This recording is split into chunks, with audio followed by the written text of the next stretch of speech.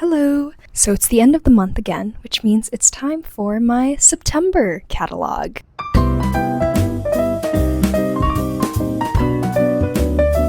So this month is very special to me, not just because, well, it is my birthday. Oh my gosh, my voice. Can you tell I haven't talked in a while? Hold on.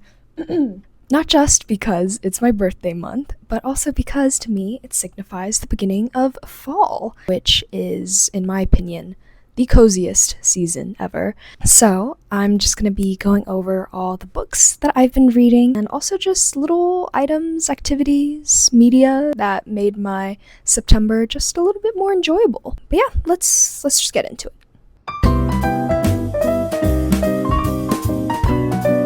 Alright, let's start off with the books that I've been reading this month. Here is kind of the little recap. The one at the bottom, Dear Memory, is the one that I'm reading right now. It's for class, actually, but let's talk about the other ones first. On Earth We're Briefly Gorgeous by Ocean Vuong. So this is a reread for me. This is actually my third time rereading this book. This time it's for class, because I'm taking an English literature course on contemporary prose.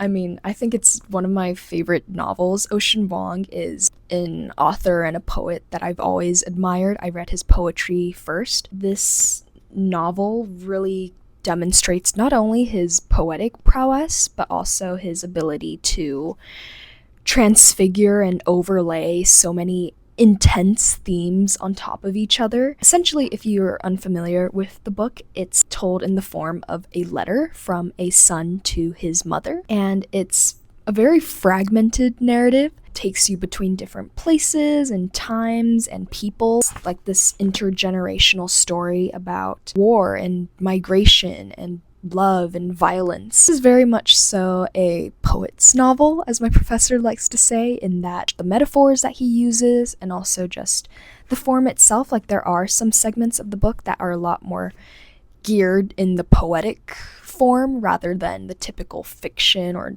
prose writing format. But as someone who enjoys poetry, that's like a more of a plus for me, if anything. Considering this is my third time rereading it and still being able to find enjoyment and notice all these new details and remember old ones is just a very fun and very fulfilling experience. And I just love how it kind of dances on the line between like fiction and reality and genres. I think rereading can be really fruitful. I haven't reread a book in a while. I used to reread books all the time as a kid. I was a chronic rereader as a kid. I think I was just really fixated on certain books at times. So this was really a nice callback to not only that habit of my life back then, but also this novel in particular is so just wow, it's amazing. It just breaks so many boundaries in so many different ways. So yeah, definitely one of my favorite books, I have to say. The next book is one that I already talked about in my last video, but it is The Language of Trees, which is an anthology by Katie Holton. So this is a nonfiction book. It's essentially like a series of poems, essays, articles. It's all surrounding the beauty and the value of trees, and by relation and by extension, nature. So I kind of already talked about it in my last video, so I'll be a little more concise with it this time around. But I think this was such a refreshing and necessary read for me, just as someone who's always kind of been interested in the field of eco-criticism and sustainability. It's also just such a beautiful book visually speaking. The composer of the anthology, Katie Holton, she comes up with this thing called the tree alphabet. Wait, it's really cool actually. Here it is. So take this poem, for example. So you see how it's written normally on this side, but it's also transcribed into the tree alphabet on the other side. Isn't that sick? Visually speaking, this novel is such a feast for the eyes. It reminded me to be more grateful for the world around us, the world we live in, the world we co-inhabit with the rest of our ecosystem. So yeah, enjoyed this one too. The Wasteland and Other Poems by T.S. Eliot. So this is actually also another reread in a sense for me, because I did read the Wasteland poem over the summer and I was like jaw drop in awe of it. So T.S. Eliot is a very intriguing historical figure to me because he wrote The Wasteland while recovering from a mental collapse in a Swiss sanitarium back in 1921. And somehow, that poem, I mean, if you've read it before, it's just majestic, it's devastating, it still leaves like echoes in a lot of other works still to this day. I'm really in awe of the way that Eliot unfolds the worlds in his poem, mythic but also deeply personal. And yeah, so this is a collection that features a lot of his earlier poems as well as magnum opus, The Wasteland. This one sort of stanza, or like part of a stanza, just sticks out to me in my mind. It lives in my mind. Okay, I have to read it for you. Okay, it's on, well, this will only apply if you have this book, but it's on page 56, and it goes like this. Yet when we came back, late, from the hyacinth garden, your arms full and your hair wet, I could not speak, and my eyes failed. I was neither living nor dead, and I knew nothing, looking into the heart of light, the silence. Like, tell me your heart doesn't drop in the best way reading that. This is what I'm currently reading right now, so I have not read this before. This is Dear Memory by Victoria Chang, and I'm having a really great time getting into it. It's reminiscent of Wong's novel in a sense that it's also told in the form of multiple letters, and I also really love the inclusion of the visual elements, these photographs of different archival photos from her family history. It's like pages like this and these archival documents. Just having those interspersed throughout the novel creates a much more tangible reading experience. And I think it goes to show how deeply personal and vulnerable of letters can be, especially when used in this creative sense. In a lot of ways, a letter is an object that stands in place for you. And what I mean by that is when you send a letter, you send it with the intention of receiving a letter back from the other person, but not your own letter. So it makes for some obviously great writing, as evidenced by both Dear Memory as well as On Earth We're Briefly Gorgeous. Definitely a big fan of the epistolary form when it comes to fiction, and poetry. Alright, so the next thing that I want to talk about is really silly, or not silly, but more just nonsensical. The last few months, and I've been picking up a lot of them, but they're postcards. We have like a poster fair at USC, so that is where I got some of these, but I also went to this really nice bookstore a few weekends ago, and they had so many beautiful postcards, and I went a little ham, okay? Ooh, I'm sorry, I did go a little ham. But I just think they're such a great and simple way for room decor. Look at this one. Isn't it adorable?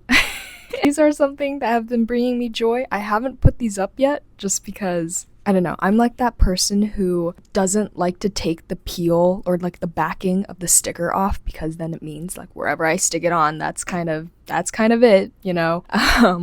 So I haven't put these up on my board yet. I put a few up here. I don't know if you can see them, but those are the ones that I got from the bookstore. I think we need to bring back sending postcards is clearly what I'm getting at, because I can't, like, what am I gonna do with these besides put them up? I need someone to send them to.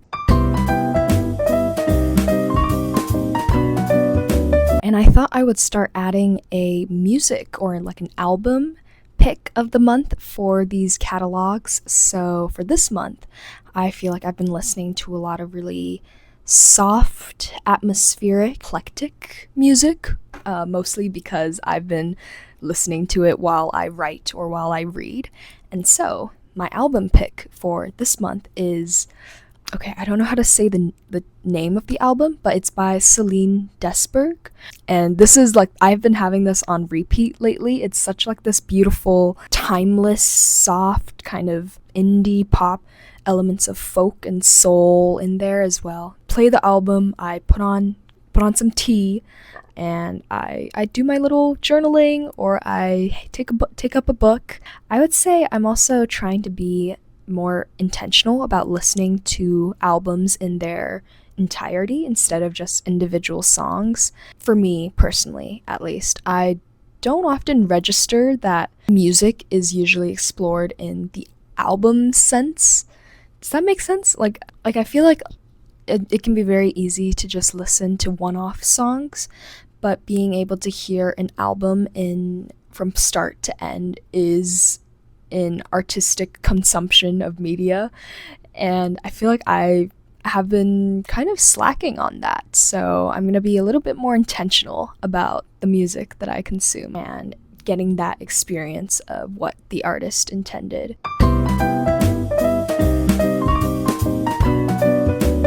Oh, and I thought I would do a little perfume or scent recap. So obviously, fall is coming up, even though the 29 degrees Celsius outside and Los Angeles doesn't seem to think that. Love Cali weather, but it's been a little too warm lately. I need you to cool down.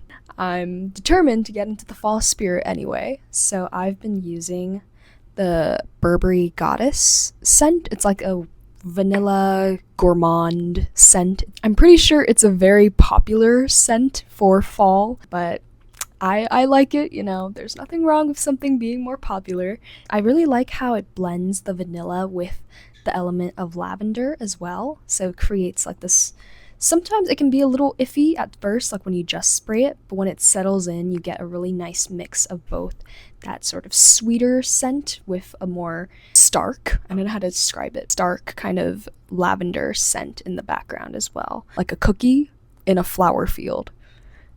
Yeah, clearly I need to work on my perfume analogies. I'm not there yet, but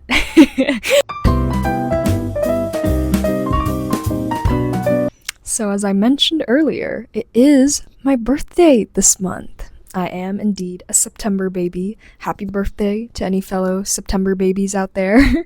But I guess I wanted to talk a little bit about something specific that I like to do every birthday. You know, I feel like birthdays are a very happy time, yes, but also a very bittersweet time for me. And so something that I like to do in my journal every year on the eve before my birthday is I like to make a list. So for example, this year it's going to be 20 things I want to do before I turn 21. Or last year it was 19 things I want to do before I turn 20. But they're fun to not only sort of set goals for yourself and set some hopes, some dreams, expectations, but they're also a lot of fun to read back on. Even if, say, you don't accomplish everything on your list, it just acts as such a record of who you are and your mind at that time, what you're focused on, and what's kind of at the forefront of things that you cared about or things that you were thinking a lot about. And so reading back on my lists from past years is something that I treasure. And so if anyone else is celebrating a birthday this month, maybe give it a shot. Write down your list. Let me know what you want to put on your list. I definitely have some outrageous things on there, but I feel like that's the beauty of setting goals. Sometimes you got to set them a little higher just to get it out there. So yeah, that's gonna be something that I'll be working on in my journal.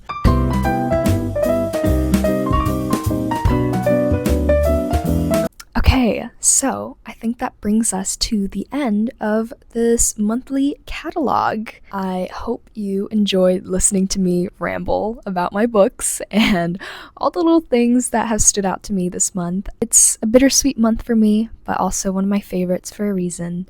I hope you have a great rest of your day or night, and I'll see you next time. Bye.